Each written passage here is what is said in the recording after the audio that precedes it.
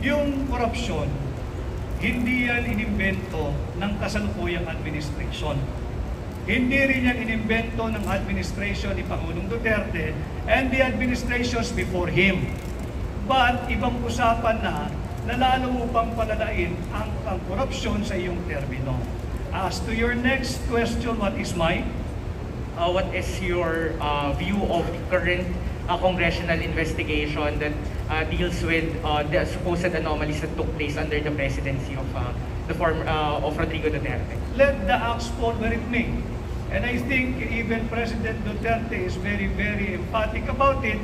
If you have something against him, file it in the case within the jurisdiction of the Philippines. Ma'am, last question. Sir, last question lang. Ano po yung current relationship nyo with President Bongbong Marcos? When was the last time you talked? Does he know that you're running? Hindi na kami nakakapag-usap ni Pangulong Marcos. Ang huling usapan namin, I think, September of 2022.